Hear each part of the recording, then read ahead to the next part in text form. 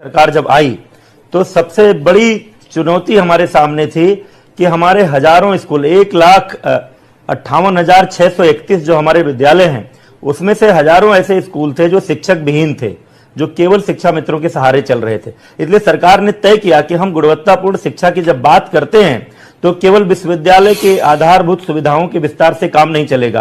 केवल 2 जोड़ी यूनिफॉर्म और बैग, जूते, स्वेटर, मोजे देने से काम नहीं चलेगा। सबसे ज्यादा जरूरी है स्कूलों को शिक्षक देना, क्योंकि शिक्षक ही संवारेंगे शिक्षा की स्थिति को। इसलिए हमने आते ही खाली पदों को भरना शुरू किया, लेकिन माननीय सर्वोच्च न्यायालय ने एक हमको अनुमति दी थी जी कि आप चाहें तो 37,000 पदों को रोककर 31,600 कुछ पदों पर आप भर्ती कर सकते हैं। तो हमने कुछ दिनों का इंतजार किया, फैसला रिजर्व था, हम सोच रहे थे जल्दी फैसला आ जाएगा, के लिए भी भर्ती की प्रक्रिया शुरू करेंगे।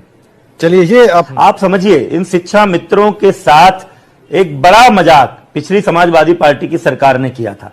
1,37,000 शिक्षा मित्र थे, जो निश्चित रूप से मैं खुले मंच पर स्वीकार करता हूं कि प्रदेश की शिक्षा व्यवस्था को उस समय संभालने में इन्होंने मदद की जब हमारे स्कूलों में स्थायी शिक्षक नहीं थे।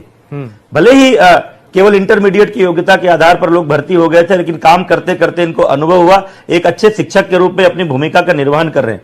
लेकिन जब पिछली सरकार ने इनको समायोजित किया स्थायी शिक्षक के रूप में, तो जो आवश्यक संशोधन थे कानूनों में वो नहीं किया।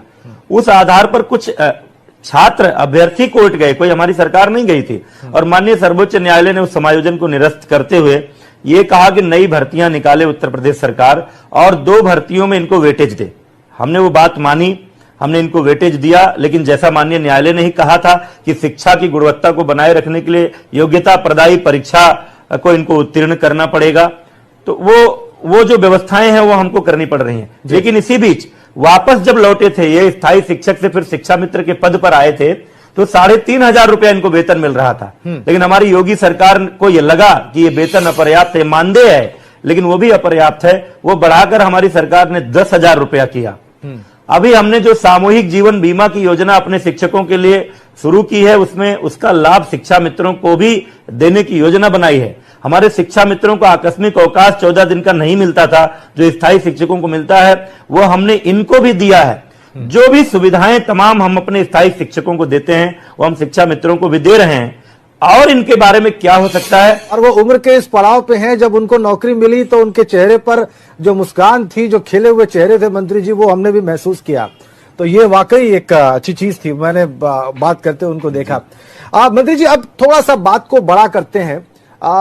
एक बहुत महत्वपूर्ण विभाग है आपके पास, क्योंकि बेसिक शिक्षा जो है वो मानव के जीवन का आधार है, और योगी सरकार जब से सत्ता में आई है उसने इस पर फोकस किया है, ये संतोष की बात है।